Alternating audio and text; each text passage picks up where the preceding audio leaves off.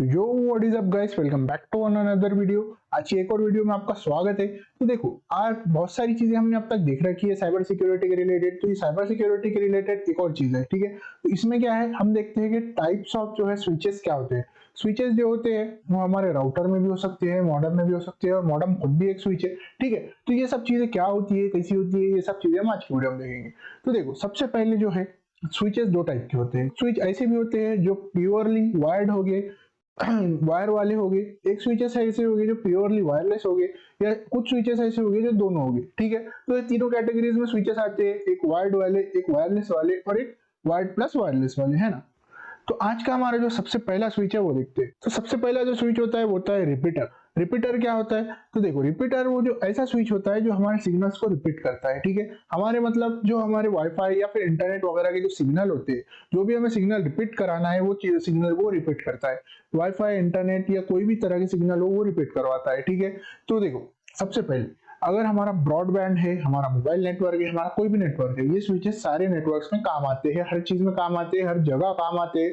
Data के कोई भी टाइप का डेटा हो, उसकी रूटिंग के लिए, मतलब उसको इधर एक जगह दूसरी जगह पहुंचाने के लिए, या फिर आईपी असाइन करने के लिए, आईपी वगैरह, इंटरनेट प्रोटोकॉल वगैरह हम सब जानते हैं क्या है। नहीं जानते भी है तो हमने इस पर वीडियोस बना रखी है, डिस्क्रिप्शन देख लेना, ठीक है। और सबसे पहली बात, ये वीडियो देखने से पहले एक डिस्क्रिप्शन में एक लिंक है। डिस्क्रिप्शन में अलग अलग लिंक है, उसमें से एक लिंक ये है कि कैसे सीखना है चीजों को। उस टॉपिक पर हमने एक बहुत ही अच्छी वीडियो बना रखी है, वो वीडियो आप जाकर जरूर देखना, ठीक है, कि कैसे सीखना चाहिए आपको चीजों को। ये डिस्क्रिप्शन में हमने लिंक दे रखी है उस वीडियो की। तो देखो, इसके बाद जो है, इसके पहले सबसे पहला जो स्विच होता है वो होता है रिपीटर। रिपीटर भी दो टाइप के आते हैं, एक हो सकता है वायरलेस, एक होता है वायर्ड। तो अब रिपीटर का हम एग्जांपल इससे ले सकते हैं कि अगर आपके घर में वाईफाई है, ठीक है, फिर वो वायर्ड हो या वायरलेस हो। वाईफाई इन सेंस आपके घर में ब्रॉडबैंड कनेक्शन है, यानी इंटरनेट कनेक्शन है, तो वायर के थ्रू आकर आपके मॉडेम में लगता है। मॉडेम से आपकी या तो राउटर में लग सकता है, या तो आप वायर्स के थ्रू डायरेक्ट चला सकते हैं ना। तो ऐसा फर्ज कर लो कि आपका घर बड़ा है, आपको ज्यादा वायर लग रहा है, तो एक टाइम के बाद उस वायर का जो सिग्नल है वो कमजोर होने लगेगा, है ना। या फिर अगर वायरलेस यूज कर रहे हो तो उसकी भी एक रेंज होती है वायरलेस की। उसके बाद वाईफाई की जो हमारी टेक्नोलॉजी होती है उसकी एक रेंज होती है, 5 गीगाहर्ट्ज के अलग, 2.4 गीगाहर्ट्ज के अलग। फिलहाल 2.4 और 5 गीगाहर्ट्ज दो ही हमारे पास है।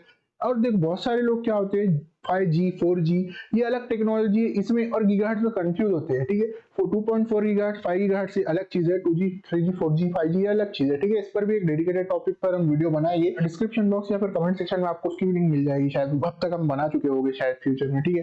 तो मे भी हो सकता है। तो देखो, क्या है कि हमारा जो रिपीटर है वो क्या करता है, अगर आपका कहीं सिग्नल कमजोर हो रहा है, ठीक है, मान लो आपका जो वाईफाई है या वायरलेस सिग्नल है, उसकी एक रेंज है, उसकी रेंज है 50 मीटर, 100 मीटर, ठीक है। तो उसके बाद अगर आपका 100 मीटर के बाद वाईफाई का जो सिग्नल है वो कमजोर होने लगता है, या वायर का सिग्नल जो है वो कमजोर होने लगता है, अगर आप वहां एक रिपीटर लगा दोगे तो आपके सिग्नल को डबल से उतना ही स्ट्रॉन्ग बना देगा और जो 100 मीटर के पहले रहा, ठीक है। फिर वो, और आप अब वो रिपीटर की रेंज पर डिपेंड करता है कि वो कितने आगे तक वो सिग्नल को स्ट्रॉन्ग बनाता है। उसकी भी रेंज हो सकती है 50, 100, 200, वो डिपेंड करता है, ठीक है। उसकी भी कितनी भी रेंज हो सकती है। अगर आप 5 गीगाहर्ट्ज का सिग्नल 2.4 गीगाहर्ट्ज के रिपीटर को देते हो, अगर उसका इनपुट वैल्यू है 5 गीगाहर्ट्ज या 2.4 गीगाहर्ट्ज का, तो वो 5 गीगाहर्ट्ज का लेकर, और वो रिपीटर अगर 2.4 गीगाहर्ट्ज का है तो आगे 2.4 गीगाहर्ट्ज का सिग्नल प्रोसेस करेगा, ठीक है। और अगर आपका जो रिपीटर है उसकी अगर वैल्यू, अगर उसकी पावर जो है वो 2.4 या 5 गीगाहर्ट्ज दोनों की है, आउटपुट की और इनपुट की भी, तो वो दोनों सिग्नल लेके दोनों आगे पास कर सकता है, ठीक है। लेकिन अगर आप उसको 2.4 गीगाहर्ट्ज को दोगे और 5 गीगाहर्ट्ज एक्सपेक्ट करोगे तो नहीं होगा, 2.4 गीगाहर्ट्ज से आगे पहुंचाएगा। जो इनपुट दोगे तो ज्यादा होगा, और उसकी अगर वैल्यू कम की होगी तो वो कम आगे बढ़ा देगा, लेकिन अगर आप कम दोगे तो वो ज्यादा नहीं हो सकता, है ना। ये तो एक बेसिक सा लॉजिक है। तो देखो, सबसे ये हो गया हमारा रिपीटर, ये होता है रिपीटर। और इसके अभी देखो, पहले के जमाने में क्या होता था, फाइबर ऑप्टिक जो हमारा केबल आता था वो था इथरनेट केबल, ठीक है। हमारा जो कॉपर वाला केबल है वही आता था। लेकिन आजकल जो लाइटनिंग केबल इन सेंस की जो लाइट वाले सिग्नल से आ रहा है, ठीक है। पहले जो था वो इलेक्ट्रिक सिग्नल से चलता था, और मॉडेम उसे चेंज करता था एनालॉग सिग्नल में, और एनालॉग सिग्नल को इलेक्ट्रिक सिग्नल में। आजकल लाइट के सिग्नल से एनालॉग सिग्नल, और एनालॉग से हमारा ये वाले सिग्नल, ठीक है, लाइट वाले सिग्नल, ये सब चल रहा है। मॉडेम उसमें भी लगता है।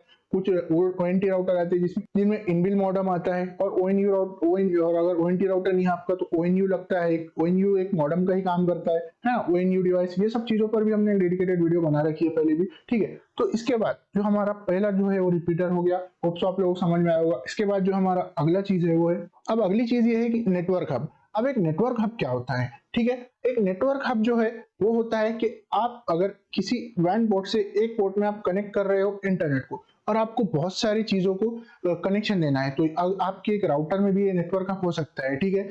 अब आप एक पोर्ट में इनपुट दोगे और मल्टीपल पोर्ट से आउटपुट निकालोगे, ठीक है। ये एक रिपीटर का भी काम कर सकता है नेटवर्क हब, और एक ये एक सिग्नल राउटर का काम कर सकता है, ठीक है। अगर आपका समझो एक पोर्ट में आपने इंटरनेट कनेक्शन दिया और आपको 4 डिवाइसेस चलाने और आपके नेटवर्क हब में 4 आउटपुट पोर्ट और एक इनपुट पोर्ट है, या फिर आपके पोर्ट दोनों तरह से काम करते हैं, इनपुट और आउटपुट के नेटवर्क हब के, ठीक है।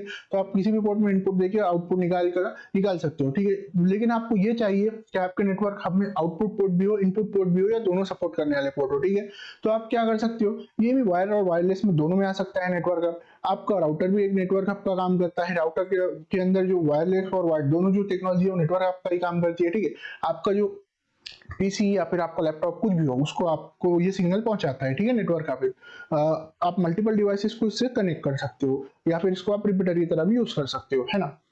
तो देखो ये अभी हम पार्ट 1 है, पार्ट 2 भी इसका आएगा। तो पार्ट 1 का जो लास्ट चीज है वो है मॉडेम। मॉडेम क्या होता है, एक मॉडेम जो है वही जो एक सिग्नल को दूसरे सिग्नल में कन्वर्ट करता है, ठीक है। मॉडेम जो होता है वो इनपुट और आउटपुट सिग्नल को मॉड्यूलेट करता है, ठीक है। मॉडेम का फुल फॉर्म ही होता है मॉड्यूलेट एंड डीमॉड्यूलेट। इसको आप ऐसे समझ सकते हो कि ये एक बीच के एक मीडियम का काम करता है किसी भी सिग्नल कन्वर्ट करने में। जो पहले जो था मैंने जैसे बताया कॉपर वायर से चलता था, तो वो वायर से जो हमारा इथरनेट पोर्ट था उसका जो है इलेक्ट्रिक सिग्नल को एनालॉग सिग्नल और एनालॉग सिग्नल को इलेक्ट्रिक सिग्नल में कन्वर्ट करता था और हमारे जो राउटर है उस तक पहुंचाता था, ठीक है। ये जो है ये सिग्नल को राउट नहीं कर सकता, ये बस सिग्नल को मॉड्यूलेट और डिमॉड्यूलेट करता है, ठीक है। और जो हमारा ONU है आज के दौर में इलेक्ट्रिक सिग्नल, ये जो हमारे लाइटनिंग सिग्नल है, लाइटनिंग सिग्नल को एनालॉग सिग्नल में और एनालॉग सिग्नल को लाइटनिंग सिग्नल में काम करने जो काम करवाता है वो होता है ONU। वो ये अलग चीज है, ठीक है। मॉडेम अलग चीज है, और मॉडेम के साथ अगर हम स्विच को जोड़ेंगे और ये सब चीजों को जोड़ेंगे तो एक राउटर बनेगा टोटल। जो हम आज राउटर बोलकर जो हम डिवाइस यूज करते हैं वो एक टोटल बनेगा, ठीक है। जो वायरलेस टेक्नोलॉजी वगैरह ये सब चीजें उसमें होती है। अब इसके बाद का जो वीडियो है पार्ट 2, उसमें हम देखेंगे कि एक ब्रिज, एक नेटवर्क स्विच, एक गेटवे और एक एक्सेस पॉइंट, ये सब चीजें क्या होती है हम इसके बाद की पार्ट 2 में देखेंगे, ठीक है। पार्ट 1 में ये चीजें हो गई, अब पार्ट 2 में हम इसके आगे की चीजें देखेंगे कि ये सब चीजें क्या होती है, और इन सबको मिला के एक राउटर या एक ऐसी टेक्नोलॉजी जिससे हमारा आज पूरा इंटरनेट कनेक्टेड है। और भी बहुत सारी चीजें हम इससे कर सकते हैं, लेकिन आज का जो इंटरनेट कनेक्टेड है इन्हीं सब चीजों से कनेक्टेड है, ठीक है। और इनके अलावा भी चीजें हैं, लेकिन ये बेसिक चीजें हैं, ठीक है। तो ये हो गया पार्ट 1, हम इसका पार्ट 2 भी डालेंगे। अगर आपको कुछ भी नहीं समझ में आया होगा तो आप कमेंट कर देना, ठीक है। मिलते हैं अगली वीडियो में, तब तक के लिए स्टे सेफ, ओके, बाय।